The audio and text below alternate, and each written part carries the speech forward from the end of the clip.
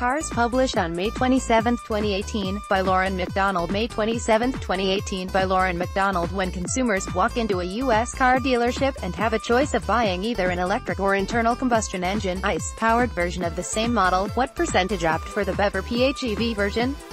The short answer is 9.8% on average. To answer the above question, I analyzed 24 different models that are currently available in the U.S. with either a traditional internal combustion engine version or regular hybrid and a plug-in hybrid and/or full battery electric version. Using sales data from goodcarbadcar.net and insidevs.com, I analyzed March 2018 and Q1 2018 sales data. For simplicity in presenting the data, in most of the charts that follow, I'd only use the sales numbers for the month of March.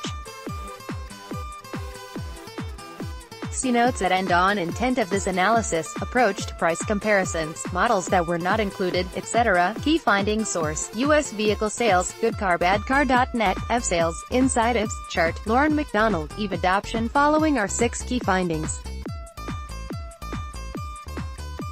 Additional charts and analysis also follows this section. 1.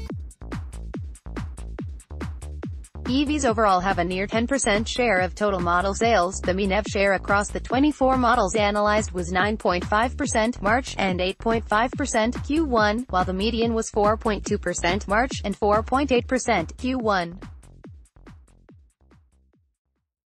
When consumers have a choice between a more expensive PHEV or BEV version of the same model, using the mean, they purchase EVs nearly 6 times, 9.5%, the rate of the overall EV sales purchase rate, 1.6% in the U.S. When using the median percentage, the EV purchase share was 4.2% in March, nearly 2.6 times higher than the 1.6% U.S. EV market share. 2. Range, price differential, and distinction matters. The lowest shares among the 24 models are the Hyundai Sonata PHEV at 0.7% and Ford Focus Electric at 0.8%. The Soul EV is a bit better at 1.8% and e-Golf at 3.4%. The Soul EV $16,150, Sonata PHEV $12,550, e-Golf $9,585, and Focus Electric $8,750 have significant price premiums of 90% over the Soul, 57% over the Sonata, 46% over the Golf, and 42% over the Focus Electric. The Kia Soul BEV, 110-mile range, VW e-Golf, 125-mile range, and Ford Focus Electric, 100-mile range, all suffer from relatively low EV range. They also lack any real distinctive differentiation or green signaling benefits and have significant price premiums. Their cost differential is simply not justifiable for many, especially for the non-luxury buyers. 3. Low lease payments trump range. The Fiat 500e has the highest share of sales compared to the same base model, 65% in the month of March 2018 and 56% for Q1 2018. Despite a very low all-electric range of 81 miles, the 500e tops the charts because of very low-cost lease deals on offer, often less than $200 a month. More on this later. Similarly, we saw huge sales of the Nissan Leaf in Georgia several years ago because of state incentives that made the Leaf almost free, until the state incentives went away. 4. Prius buyers are primed to go electric. The Toyota Prius Prime had the second highest EV share at 35.5% March and 29.1% Q1 of the total Prius model sales. More than one-third of Prius buyers are opting for the Prime, the plug-in hybrid version, which is not that surprising since the decision to go with a PHEV is not much of a leap for someone already considering an iconic hybrid. The price differential between the two versions of the Prius is the second lowest among the 24 vehicles at $3,600. Many buyers likely assume they can make up much or all of the difference in monthly payments through lower fuel costs and the various available state, federal and utility incentives. 5. Buyers of luxury, performance models can afford the price premium. The relatively high share of sales for the Porsche Cayenne Hybrid, BMW 530e, and BMW X5 xDrive 40e is not surprising, since upper-income consumers tend to be earlier adopters of new technologies, often simply because they can afford to pay a price premium, in this case the premium of a comparable PHEV model.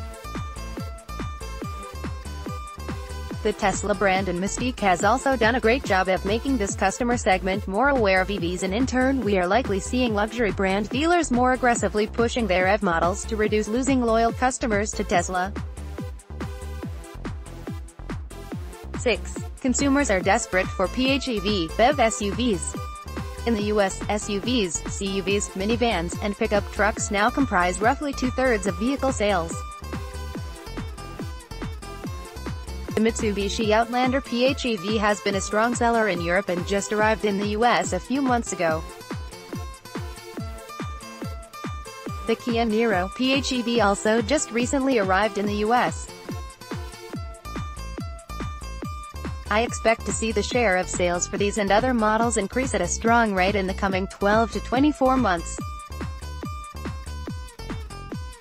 Price difference between ICE. The median difference was $8,608 and the mean was $10,310. Those are pretty significant differences, but as you might expect, the delta varied widely. The smallest difference in price was the roughly $1,000 premium for the BMW 530e over the BMW 530i.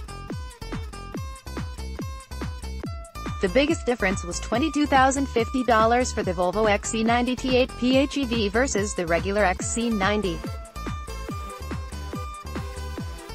10 of the 24 electric versions had a difference in MSRP of more than $10,000 and only 2 of the 24 had a delta of less than $4,000. Source: US Vehicle Sales, GoodCarBadCar.net, EV Sales, Inside EVs, Chart, Loren McDonald, EV Adoption % Difference in MSRP. Next, I looked at the % delta of the price difference between the electric and ICE versions of the 24 models.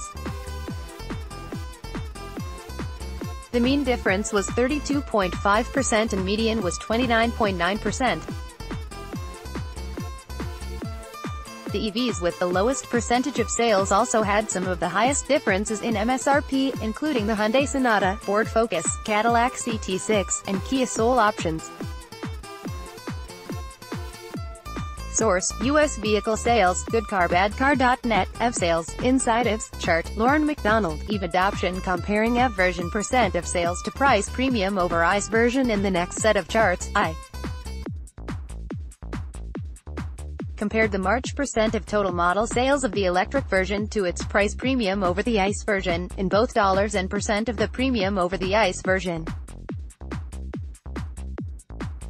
Source: US Vehicle Sales, GoodCarBadCar.net, EV Sales, Inside EVs, Chart, Loren McDonald, EV Adoption. Source: US Vehicle Sales, GoodCarBadCar.net, EV Sales, Inside EVs, Chart, Loren McDonald, EV Adoption. In both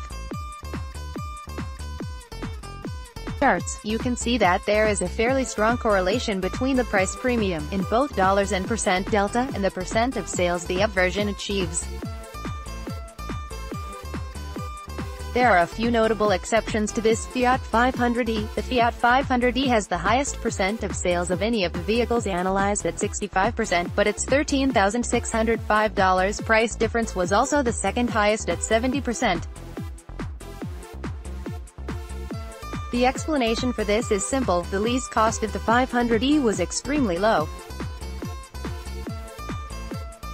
In California, several dealers have offered leases under $100 per month, while most have been under $200, making the 500 an extremely affordable EV as a second car. Porsche Cayenne Hybrid. A quick check shows about a $400 monthly difference in lease payments, $1,129 for the hybrid versus $729 for the regular Cayenne.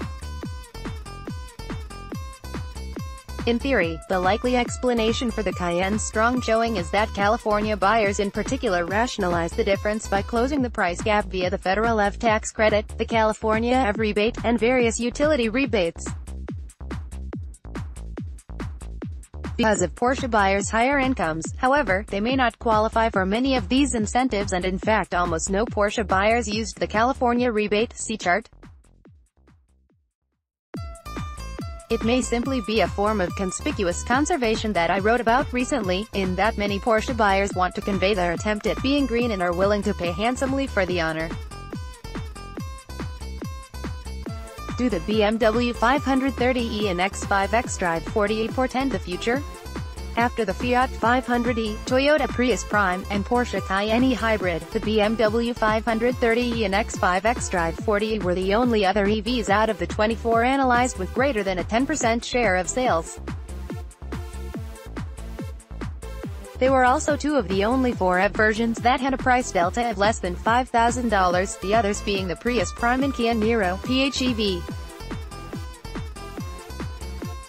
The strong showing 13% share of the X5 xDrive 40e is probably largely driven by Americans' appetite for luxury SUVs and a reasonable price difference that can likely be made up with available incentives and lower gas costs. With only 14 miles of electric-only range, this sales success is especially impressive. If BMW can increase the X5 xDrive 40e range to a more respectable 25 to 30 miles, and maintain a less than $5,000 price differential, we could probably see a 25% share of X5 sales in the future. This strong demand also portends well for the expected launch in 2 to 3 years of the all-electric X3 with 200 miles of range. On the other hand, I would have expected the 530e to do even better than its very strong sales percentage of 15.7% and roughly only $1,000 price differential. The likely reason the 530e does not do even better is its direct competitiveness with the Tesla Model S. A large percentage of buyers of electric midsize to large luxury, performance sedans would have to consider and eventually may opt for the Model S over the 530e. By comparison, the other two BMW EVs analyzed only had a share of sales of roughly 4%, but there were price deltas of $6,345 for the 330e and $7,050 for the 740e. For these two models, the relatively poor sales percentage is likely due to the 330e competing with the Tesla Model 3 and the 740e with the Tesla Model S, combined with relatively low electric ranges of 22 and 14 miles respectively. BMW clearly has to step up its game with more competitive offerings for the 3 and 7 Series models. Takeaway for automakers analyzing the EV model market share data validates the theory that when given a choice between gas, diesel and electricity, consumers are perhaps farther along the adoption curve than the general EV sales trends suggest. Range and price differential are still key challenges to mass adoption, but consumers with the financial means to pay a bit more for an electric version of an ICE model are increasingly making that purchase decision. The key lessons from this analysis are not surprising. For the next 5 to 7 years, automakers must focus on marketing electric SUVs, CUVs primarily to early adopter demographics, multi-car households, homeowners, upper income, green. Because there is still a fairly significant price premium on EVs versus similar ICE models, inadequate range on many models, and limited charging infrastructure in some markets, it is too early to worry about trying to convince mass-market consumers to make the leap to an EV. The time will come beginning likely around the 2024-2025 timeframe when EVs should be cost competitive and have an average range of 300 miles. The second lesson is that automakers need to launch more standalone EVs. Models such as the Chevrolet Bolt and Volt, Nissan Leaf, and BMW i3 that benefit from being EV-only models designed around electric drivetrains and benefiting from strong brand perception continue to rank in the top 10 for EV sales in the U.S. Background notes to readers' intent. As I'm sure many readers will point out, at this early stage of EV adoption, most consumers likely know ahead of time when they enter a dealer showroom that they are more interested in an EV than ICE model. This analysis is not intended to suggest on average 1 out of 10 times a consumer decides once at the dealer to choose an EV version of a model that is also available in ICE or regular hybrid powertrains. Rather, the intent of this apples-to-apples comparison is to help better gauge the progress and transition to electric vehicles based on when consumers have a clear choice between an internal combustion engine (ICE) and either plug-in hybrid electric PHEV or fully battery electric BEV version of the same model. Measuring the U.S. national average of EV sales as a percent of total vehicle sales, currently at 1.6%, is a fairly meaningless metric for multiple reasons, including the fact that there are 250 fewer EV than ICE models, no electric pickups, no electric small SUVs, CUVs, the hottest market going, and no top 20 selling models with an electric option. Ford Fusion was. Price calculations. Many readers will also likely point out that the difference in prices between EV and ICE hybrid models in my analysis ignores various available federal, state, and utility incentives that would close the price gap. I have not incorporated these incentives for a few reasons, including 1. They vary based on where you live in the U.S. 2. Many or most are either tax credits or rebates that are received after vehicle purchase, which means in both cases the actual purchase price of the EV is not reduced, the exception being when the EV lessor applies the federal tax credit to the loan amount, reducing monthly lease payments. 3. Many of these incentives have household income caps, which means many consumers may not qualify for them. 4. Finally, whether a consumer qualifies for or calculates the amount of incentives they may receive, EVs have to stand on their own competitively, IMHO, and it is important to understand the delta between model versions before applying any potential incentives. Secondly, on the MSRP, I included ICE version pricing for similarly outfitted EV versions. For example, the Ford Fusion SE and Mitsubishi Outlander SEL, which seemed to be similarly equipped as the base Fusion Energy and Outlander PHEV. Dealers, marketing. The comparative analysis also did not take into account the differences in the brand's advertising, marketing, and dealer training attitudes toward EVs. For example, Porsche and BMW dealers are much more likely to promote EVs because A. their buyers can more readily afford the EV price premium of the ICE versions, and B. they risk losing a potential customer to Tesla if they don't. Models not included in the analysis. The following models were not included in this analysis: Mercedes-Benz GLC. It was apparently not widely available early in 2018. Porsche Panamera e-Hybrid. It was apparently not widely available early in 2018. Smart Fortwo. While there is still inventory of ICE versions, this model is now sold only as a BEV.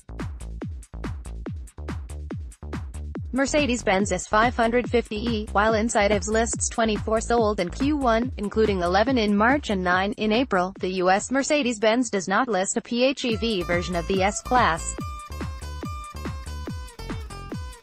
Hyundai Ioniq. Though the Prius Prime was included, I did not include the Ioniq, which is available in 3 versions: hybrid, PHEV and BEV.